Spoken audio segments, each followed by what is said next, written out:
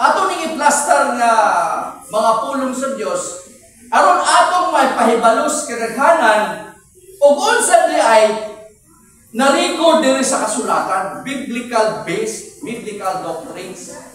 Ug mao ba'y giingon ni Jesus sa iyang public ministry dito sa iyang panahon nga ang iyang pag-aadtuan ang mga tao sad makaadto po dito.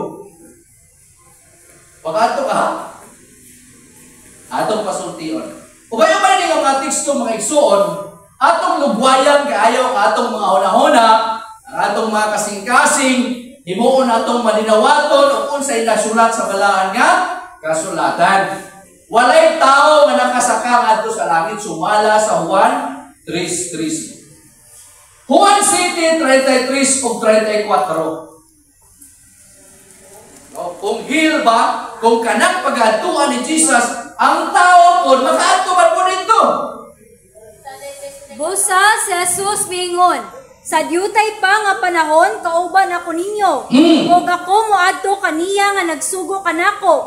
Kamo mangita kanako apan dili kamo makakaplag kanako. Ug asa ako dili kamo makaadto. Tanawa. Kung asa ako dili kamo makaadto. Karo ba dili? Kaklaro man kaya na? Oh. Juan 7:33 o 34. Juan 8:21. Dungakan na to para malikod yun pa kayo. Si Jesus yun mismo ani. O sa inyo ni Jesus. Unya si Jesus maingon usab kanila. Ako mulakaw. O kamo managpangita kanako. O mga matay kamo sa inyong sala. Kung asa ako muadto, dili kamo makahimo sa pag-adto. Tanawa, kinsay nag-ingon na po anang teksto ha? Si Jesus gihapon. Mga batay kamo sa inyong mga sala, kung asa ako muadto, dili kamo makahimo sa pag-adto. Mao ba yung giingon? Mao yung giingon dili? Adto sa mga Hudiyo mismo. Kanang kaliwatan mismo ni Israel. Juan 13:33. Kanang yung direct nga kaliwatan yun ni Israel. Unsa iyang pasidaan dito? Unsa iyang gihatag ang mga instruction, mga igsoon? Anak, aniaka ako uban kaninyo sa diutay nga panahon. Kamo managpangita kanako. Sumala sa gigon ko sa mga Hudiyo, dili sa akong pag-adtuan, dili kamo makahimo sa pag-adto. Usa nagaingon ako karon kaninyo. Tanawa. Sumala sa giingon ko sa mga Hudiyo, sa akong pag-aadtuan, dili kamo makahimo sa pag-adto. Tinuod ni dili? Kasi baya hinuon og kuantali. Mingon mo na sila, magtuotay ka kung patuon ni. Kisa may nagtudlog tinuod. Si Jesus o ka na magtutudlog, kaliwatan sa mga hintil. O ang Ginoo magbuot ay ka. Mao man gyud ay kasagaran mga igsoon. Sa panahon sa ministry, ingon siya, sa akong pag-adtuan dili kamo makahimo sa pag-adto. Human sa iyang kamatayon, 3 days and 3 nights na banhaw siya, nagpakita siya sulod sa 40 ka adlaw o 40 ka gabi. Dito sa bukid sa Sinai, bukid sa mga olibo, preferably sa Betania, di kayaw siya paingon sa langit. Kaya niadto siya sa amahan. Juan 14:28. Kung sa iyang pasidaan, mga igsoon, sa Juan 14:28. Ako nakadungog sa akong pag-ingon kaninyo.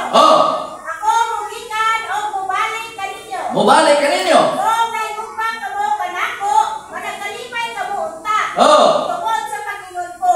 Ako muadto sa amahan, kaya ang akong amahan nababa kanako. Mubalik. Ang iyang pasidaan, puros mubalik. Mubalik yun siya. Dila kaya kita mo adto. Boy, sugot naman po na sila og rapture. Wala problema ng rapture, mga igsoon. Wala problema ng pagsaka na to sa langit sa mga pangalan. anod. Sa pagsugat. Kaya mo man ay pagtapok sa tingog. Ang pagsugat. Pero ang pagpulo dito sa langit, sa mga langit, di yun makahimo sa pag-anto. Nagpasidaan na si Jesus daan sa pipila ka mga teksto.